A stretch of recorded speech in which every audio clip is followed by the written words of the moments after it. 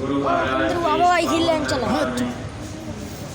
पहली बार पधारे हुए सभी नए धार्मिक प्रेमियों को सादर जय गुरुदेव। परमार्थी प्रेमी भाई बहनों, ये हम सब लोगों का परम सौभाग्य है। इस कलयुग की मलिन बेला में हम सब लोगों को ऐसे समर्थ सद्गुरु मिल गए। बगैर गुरु के यह मानव जीवन पशुओं के समान ही चला जाता है। जब जीवन में सच्चे गुरु मिल जाते हैं, सच्चा रास्ता मिल जाता है, तब हम जीवों का ये मानव जीवन पाना सार्थक बन जाता है। इसीलिए महापुरुषों ने इशारा भी किया था, गुरु बिन माला फेरते, गुरु बिन देते दान, गुरु बिन दान हराम है, जा पूछो वेद पुराण। अगर इस मानव जीवन में सच्चे शब्द भेदी सदगुरु न मिले तो चाहे हम आप जितना दान कर लें, चाहे हम आप जितना तीर्थ व्रत कर लें तो चले जाए।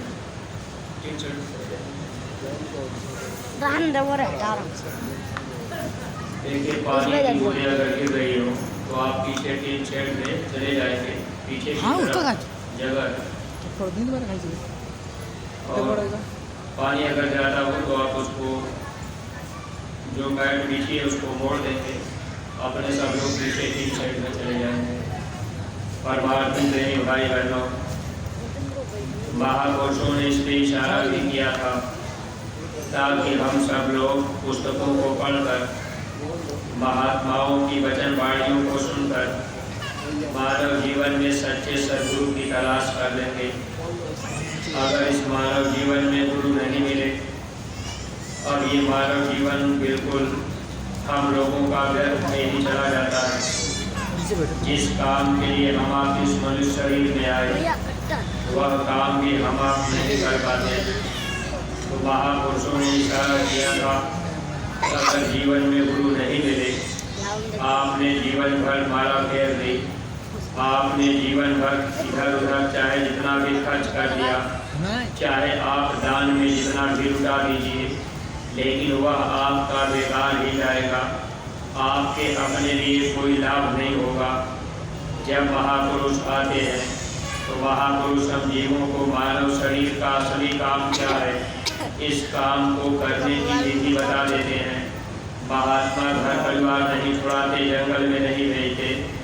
हमने गुरु महाराज हम सत्संगी प्रेमी भाई बहनों को ऐसा सरल रास्ता बता दिए। अगर हम आप इस बताए हुए मार्ग पे चलते रह गए तो निश्चित है कि हम सब लोग एक न एक दिन अपने सच्चे देश पहुंच जाएंगे, जहां से हम सब लोग इस काल और माया के देश में आए। अगर गुरु मिल गए तब तो रास्ता मिल जाता है, गुरु नहीं मिले उसके पहले हम आप चाहे जितना धन खर्च कर दें, चाहे हम आप जितना रुपया पैसा कहीं लुटा दें, किसी को हम आप दान कोड़ी में दे दें। महापुरुषों ने लिखा था कि गुरु बिन दान हराम है। अगर गुरु नहीं मिले, आपने दान कोड़ी भी किया, वो आपके जीवात्मा के कल्याण के लिए नहीं हो सकता। इसीलिए हम आप अगर देखें, देवी देवताओं की भी पूजा पाठ करते रहते हैं। हम आप बाहर के मंदिरों में भी जाया करते हैं, मंदिरों में जाकर के हम आप कथा कीर्तन भी करते हैं, मंदिरों में आरती प्रार्थना भी अगर करते हैं तो उसमें भी हम आप देवी देवता से प्रार्थना करते हैं। आरती गाते समय भी हम आप कहते हैं, उन देवी देवता से हमारी आपकी फरियाद होती है कि श्रद्धा भक्ति बढ़ाओ, संतन की सेवा।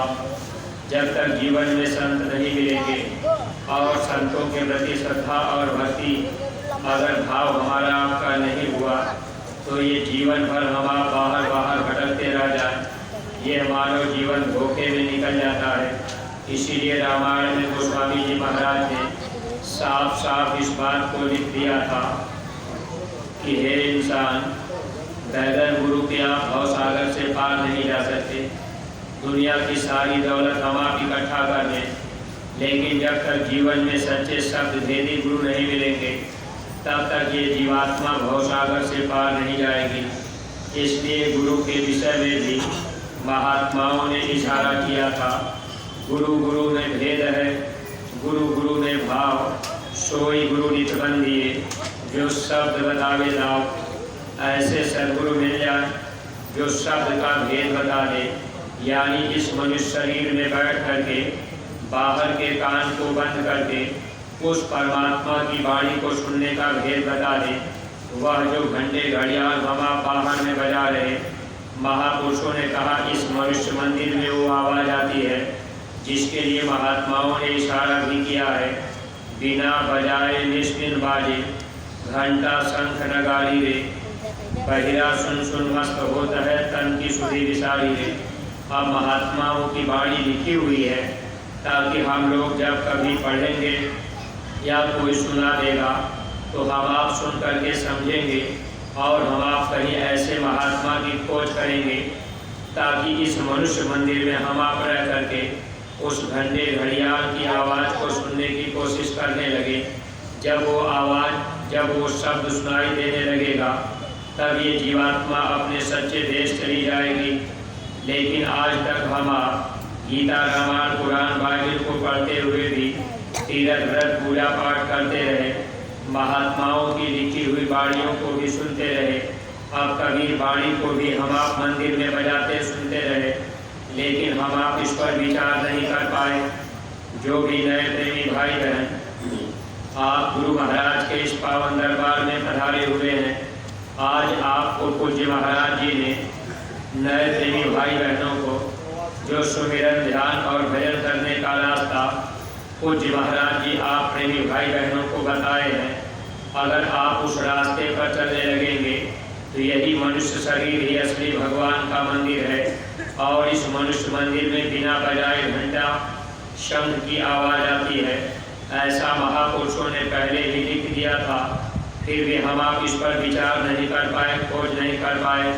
वैसे हम आप तीर्थ व्रत करने के लिए चले जाते हैं, घूमने टहलने के लिए निकल जाते हैं, लेकिन विचार नहीं कर पाते कि हम क्यों जा रहे। जबकि पहले के समय में जब लोग तीर्थों में आया जाया करते थे तो एक भाव लोगों के अंदर ये रहता था कि हम तीर्थ करने जब चलेंगे वहाँ कोई सच्चे महात्मा मिलेंगे, हम उनके सत्संग वचन को सुनेंगे, वचनों को सुन करके उनसे रास्ता लेकर अपनी जीवात्मा का कल्याण करा लेंगे। लेकिन प्रेमी भाई बहनों, अब तो एक परंपरा हम लोगों ने बना दी कि भाई हमको गोकुल वृंदावन बरसाना, हमको यहाँ परिक्रमा करना है। अब हम आप उसी में टहलते घूमते अपना समय बिता देते हैं। जब महापुरुष इस जीवन में मिल जाते हैं, महात्मा सच्चा रास्ता बता देते हैं। नए प्रेमी भाई बहनों को जो रास्ता पूज्य महाराज जी ने बता दी, आप सब लोग अगर रोज रोज अभ्यास करेंगे, सुमिरन, ध्यान और भजन करेंगे, इस मनुष्य मंदिर में वो आवाज़ आपको सुनाई देने लगेगी जो आवाज़ निरंतर आती है। इसीलिए शब्द भेदी सदगुरु के विषय में लिखा गया था कि इंसान आप अपने जीवन में अगर गुरु की खोज करना तो शब्द भेदी गुरु की खोज करना। अगर आपने कहीं गुरु कर भी लिया तो गुरु बदलने में दोष नहीं होता। महापुरुषों ने लिखा, जब लग गुरु मिलन नहीं साचा, तब लग गुरु कर 10 पाँचा।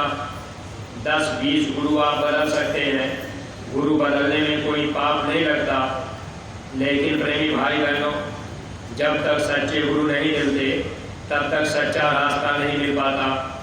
वैसे इस धरती पर तमाम प्रकार से गुरु घूम रहे, अब वो गुरु आपको सच्चा रास्ता अगर नहीं बता पाए, शब्द का भेद नहीं बता पाए, अपना असली घर कहाँ है हमको आपको नहीं बता पाए, फिर इस मनुष्य शरीर के अंदर जीते जी भगवान का, देवी देवता का दर्शन कैसे होगा।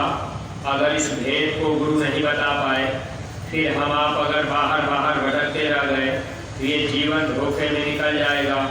इसलिए हर परमार्थी प्रेमी भाई बहनों को, मनुष्य शरीर में आई हुई सबकी सब जीवात्माओं को ये विचार करना चाहिए कि हमको भी जीवन में सच्चे सद्गुरु मिल जाए। जब वो गुरु आपको मिल जाएंगे, शब्द का भेद इस मनुष्य शरीर में रह करके आवाज़ सुनने का भेद बता देंगे।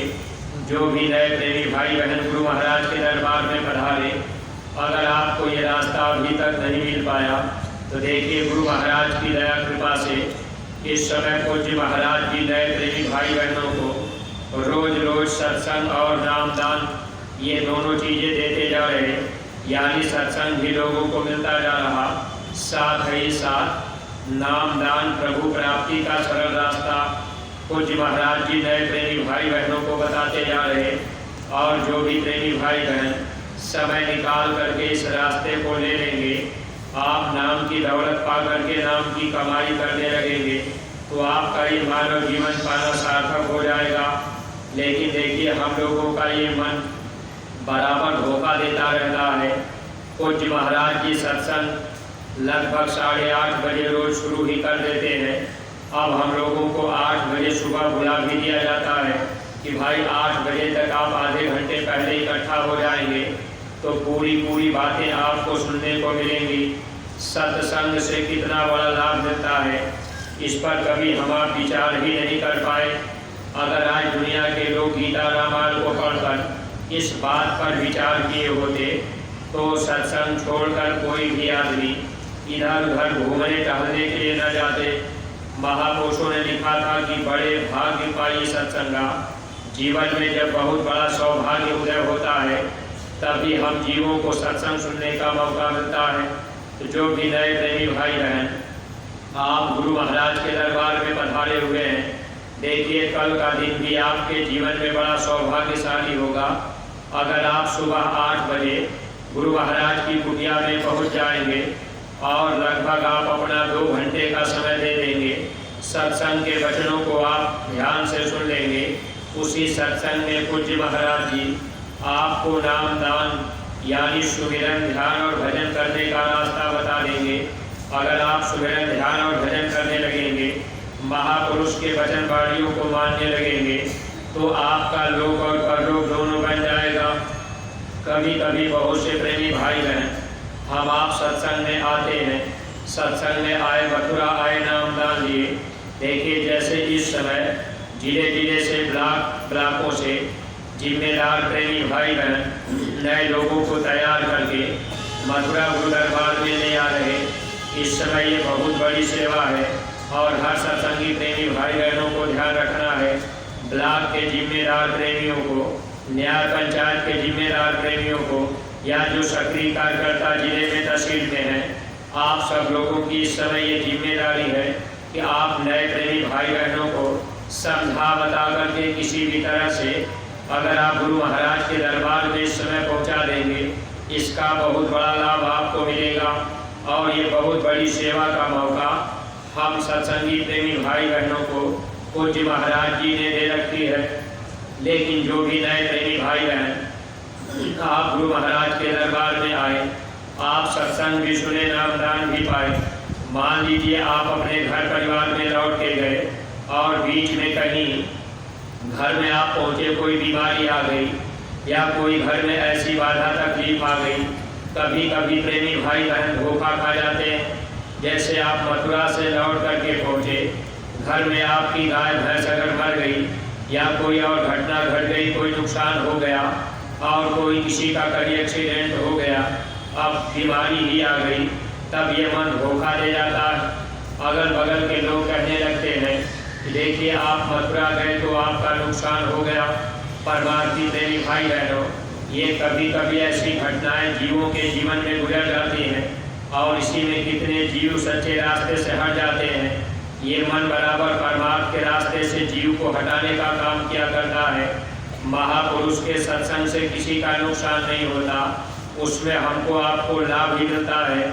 सत्संग और दर्शन दोनों से लाभ मिलता रहता है। देखिए हम लोगों का सौभाग्य है कि पूज्य महाराज जी नए प्रेमी भाई बहनों को सत्संग भी सुना रहे और नाम दान भी रोज रोज दे रहे। अब मान लीजिए आप सत्संग में आए और कहीं इसके बाद आपका थोड़ा बहुत कुछ नुकसान हो गया, फिर आपका मन मोटा हो जाएगा, आप सुमिरन ध्यान भजन भी छोड़ देंगे, सत्संग में आना जाना छोड़ देंगे, तो इसमें नुकसान अपना ही होता है। इसलिए बातों को हमको आपको समझ लेना चाहिए एक बार नानक साहब ऐसे ही घूमते घूमते गांव में चले गए। एक बगीचे में रुक गए, वही सत्संग करने लगे।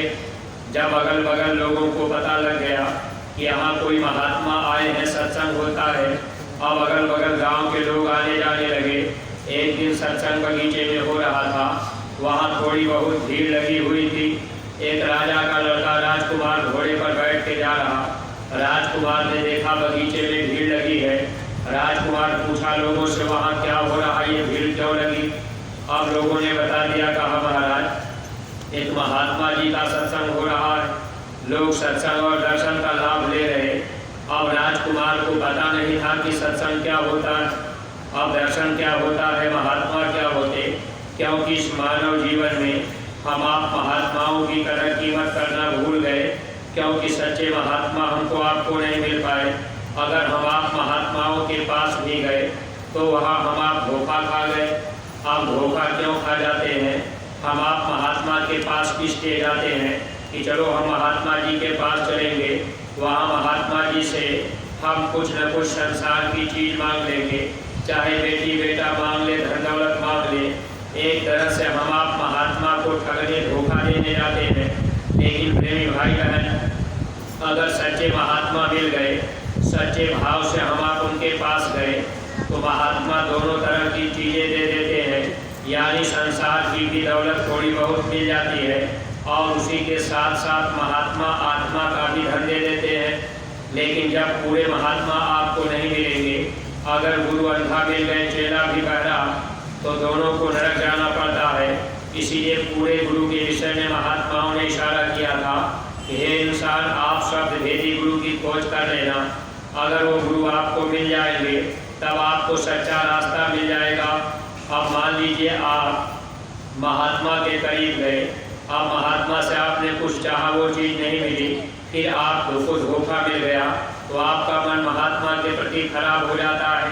लेकिन जब सच्चे महात्मा मिल जाते हैं, महात्मा कभी किसी को धोखा नहीं देते, संसार की भी दौलत यानी यहाँ का भी लाभ मिल जाता है और उसी में महात्मा हम लोगों को आत्मा का धन कमाने का रास्ता बता देते हैं। ये आत्मा कहाँ से आई, इस संसार में आकर के हम लोग कैसे फंस गए, आत्मा के ऊपर आठ की गांठ कैसे लग गई, जीते जी आत्मा के दर्पण में परमात्मा को कैसे देखा जाए, ये भेद महात्मा ही बताते हैं। आत्मा शरीर में नहीं रहती, आत्मा की बैठक कहाँ होती है, आत्मा का रूप क्या होता है, ये सब बातें जब सत्संग में हम आप बैठते रहेंगे, आते जाते रहेंगे, सच्चे महापुरुष समझा देते, बता देते। और अगर हम आप अभ्यास करने लगे, उनके बताए हुए मार्ग पे चलने लगे, तब हम लोगों को अनुभव भी होने लगेगा। अगर हम आप सुमिरन ध्यान भजन नहीं किए, रास्ता ले करके भी हम आप बताए मार्ग पे नहीं चल पाए, तो फिर हम आप लाभ नहीं पा सकते।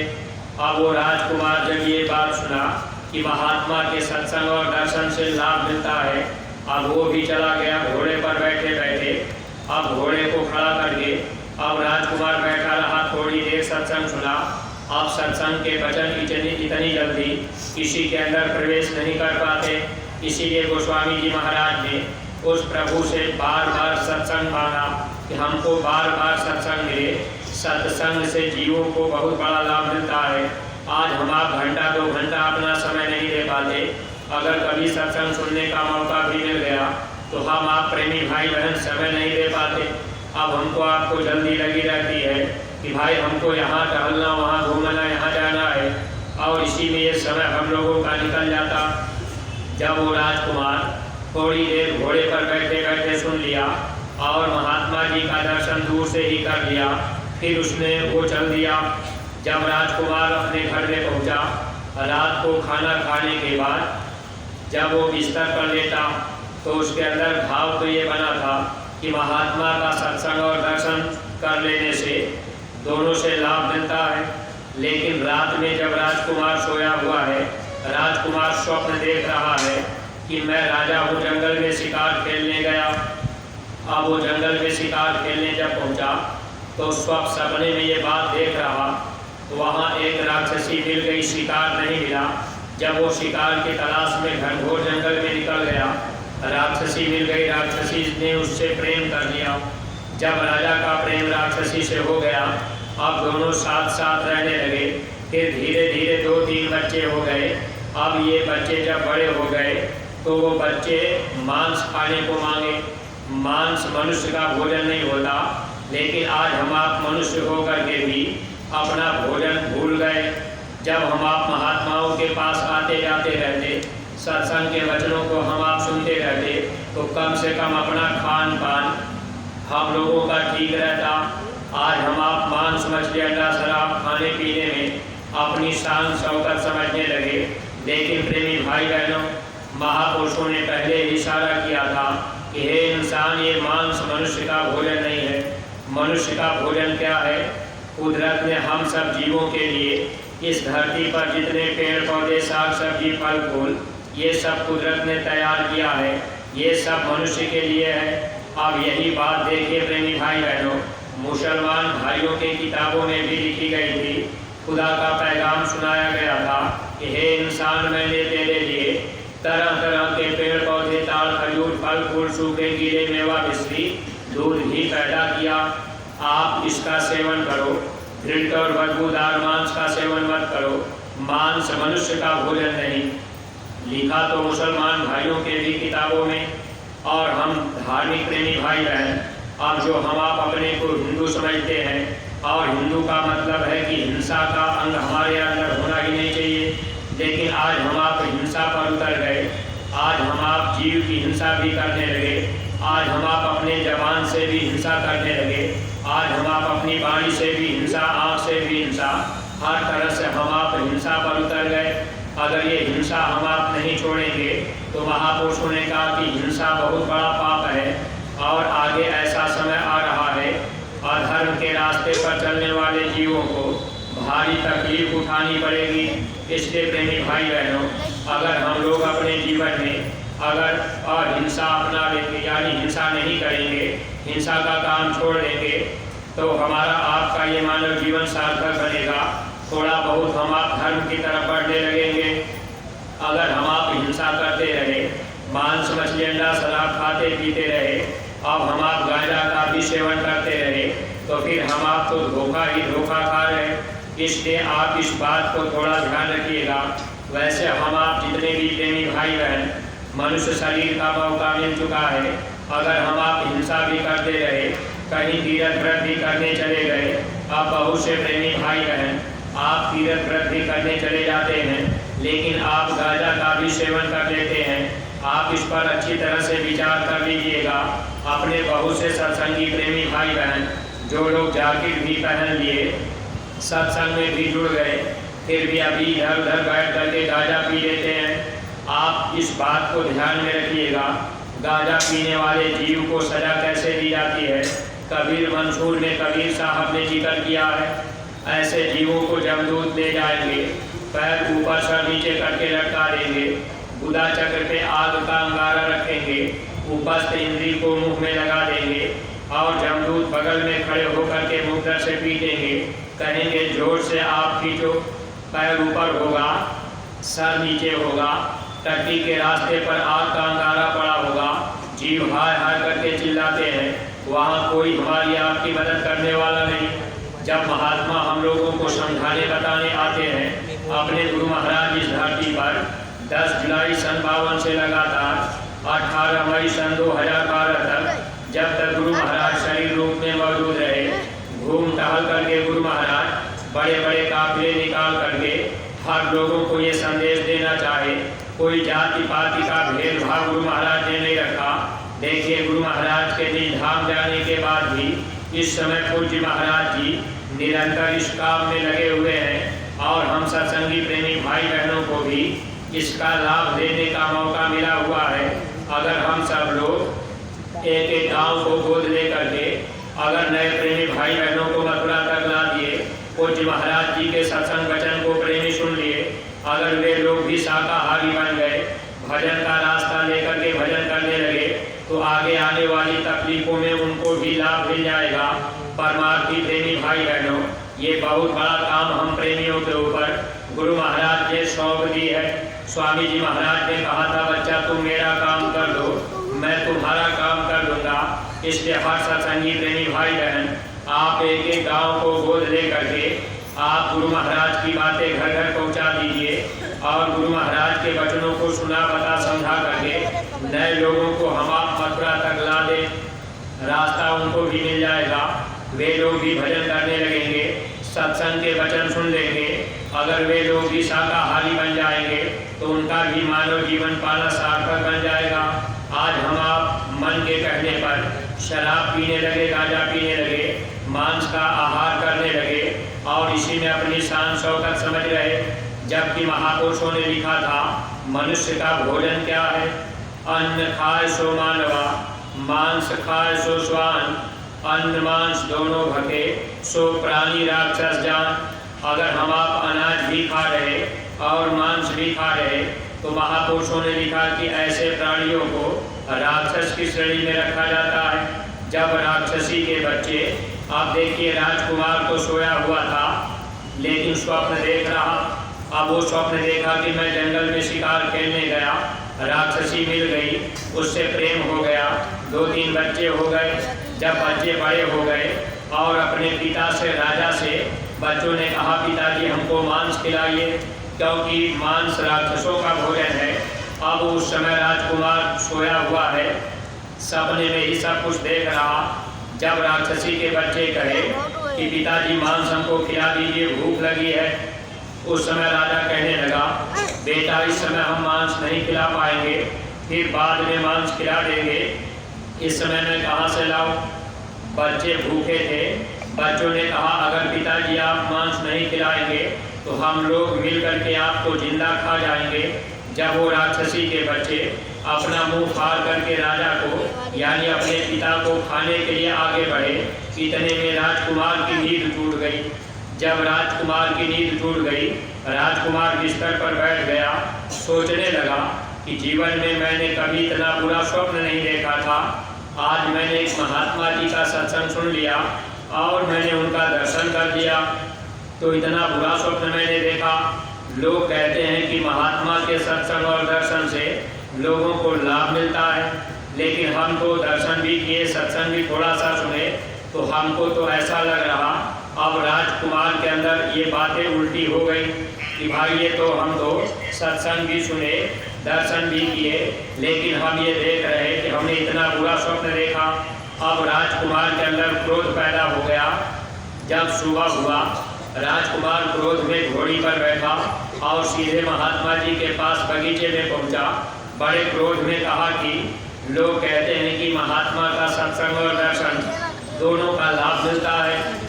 मैंने तो कल आपका थोड़ा सा सत्संग सुन लिया, थोड़ा दर्शन भी कर लिया, तो मैंने इतना बुरा स्वप्न देखा जो अपने जीवन में मैंने कभी नहीं देखा था। इसका मतलब यह है कि महात्मा के दर्शन सत्संग से लाभ नहीं मिलता बल्कि नुकसान होता है। तब नारद साहब कहने लगे राजकुमार तुमने क्या स्वप्न देखा, कहो तो मैं बता दूं। अब राजकुमार को ये नहीं पता था कि महात्मा सब कुछ जानते हैं। जैसे हम आप सत्संगी प्रेमी भाई बहन जब गुरु महाराज के पास आए, अब हम लोग भी नहीं जानते थे कि गुरु महाराज सब कुछ जानते हैं, लेकिन जब सन 70-71-72 में गुरु महाराज ने भविष्यवाणी की, अब गुरु महाराज की वो भविष्यवाणियाँ धीरे धीरे सामने सच्ची उतरती जा रही, तो अब हम लोगों का भी विश्वास बढ़ता जा रहा। तो महात्मा किसी को धोखा देने नहीं आते, महात्मा हम लोगों को सचेत करने आते हैं। अब भी मौका है, अगर लोग शाकाहारी सदाचारी बन जाएंगे, धर्म के रास्ते पर लग जाएंगे, धर्म के काम में अपना तन और धन लोग लगा देंगे, तो लोगों का ये मानव जीवन सार्थक बन जाएगा, लोक और परलोक दोनों बन जाएगा। जब महात्मा नानक साहब राजकुमार से कहे कि कहो तो मैं बता दूं, तो राजकुमार सोचा कि इनको क्या पता होगा। राजकुमार बोला आप बता दीजिए। तब नानक साहब कहने लगे कि देखो जब तुम यहाँ से लौट के गए, शाम को भोजन करके सो गए, रात में तूने स्वप्न देखा मैं राजा हूँ, जंगल में शिकार खेलने गया हूँ, शिकार नहीं मिला, तुम घनघोर जंगल में निकल गए, वहाँ एक राक्षसी मिल गई, राक्षसी ने तुमसे प्रेम कर लिया, तुम उसके साथ रहने लगे। राजकुमार के उसका क्रोध शांत होने लगा। कहा महाराज ये तो बात सही सही आप बता रहे। फिर नानक साहब कहने लगे कि जब राक्षसी के साथ तुम रहने लगे, धीरे धीरे 2-3 बच्चे पैदा हो गए। एक दिन बच्चों ने तुमसे मांस खाने को मांगा, क्योंकि राक्षस का भोजन मांस होता है, लेकिन तुम मांस नहीं दे पाए। जब वो बच्चे तुमको खाने के लिए दौड़े, तब तुम्हारी नींद टूट गई। अब इतने पर अब वो राजकुमार नानक साहब के चरणों में पड़ गया। महाराज आप तो सही सही बता रहे। तब वो कहने लगा, महाराज आप कृपा करके हमको समझा दीजिए कि आखिर ऐसी घटना मेरे जीवन में क्यों घटी। तब महात्मा नानक साहब कहने लगे कि देखो बच्चा, अभी तुम बड़ा होते राजा बनते, जंगल में शिकार खेलने जाते।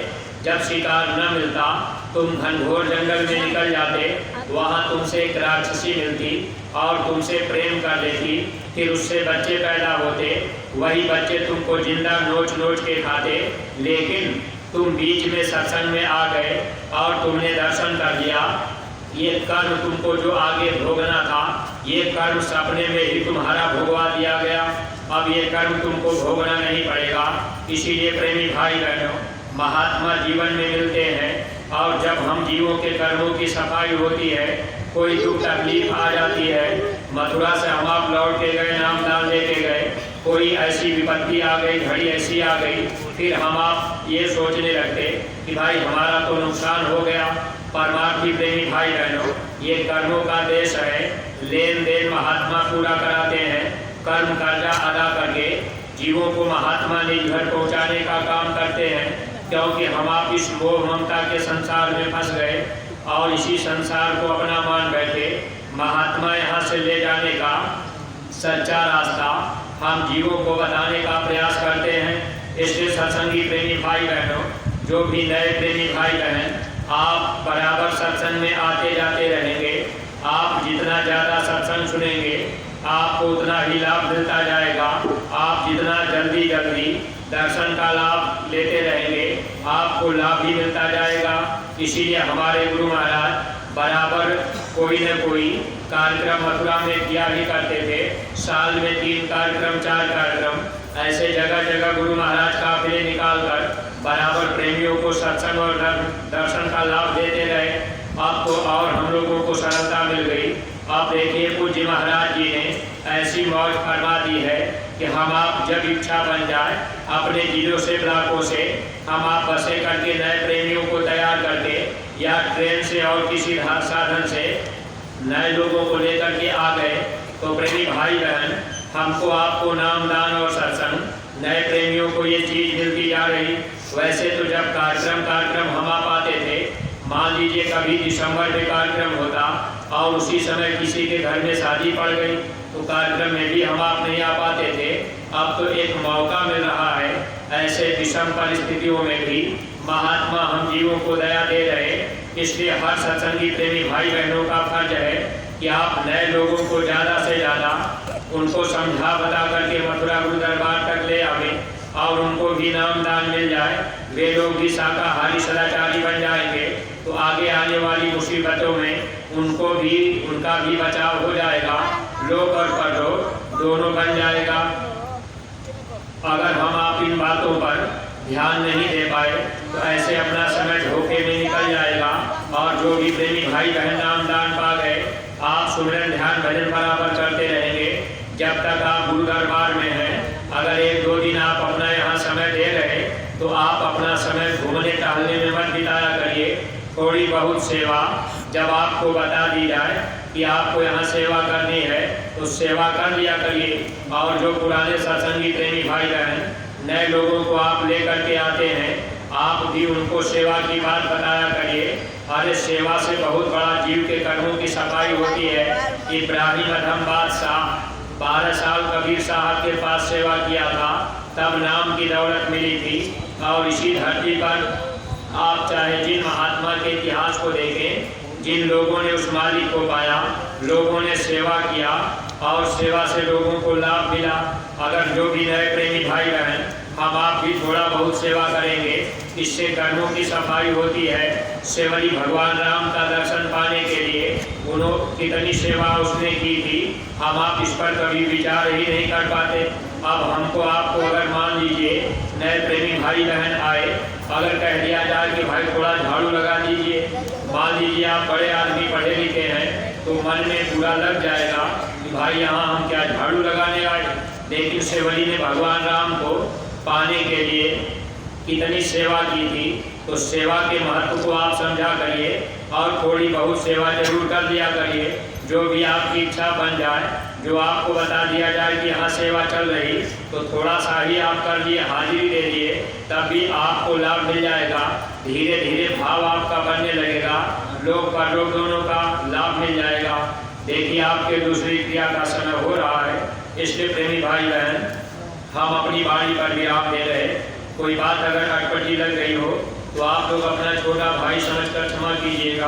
और जो भी नए प्रेमी भाई बहन गुरु महाराज के पावन दरबार में आए हुए हैं, कल सुबह 8 बजे तक सब के सब प्रेमी भाई बहन जो नए लोग नामदान लेना चाह रहे, आप नामदानी सेवादानी की रसीदें कटा करके समय से 8 बजे आप कुटिया में पहुंच जाएंगे। आपको भी वो रास्ता मिल जाएगा, जीवन आपका सार्थक बन जाएगा। सब लोग प्रेम के साथ मालिक के पावन नाम का उच्चारण करें।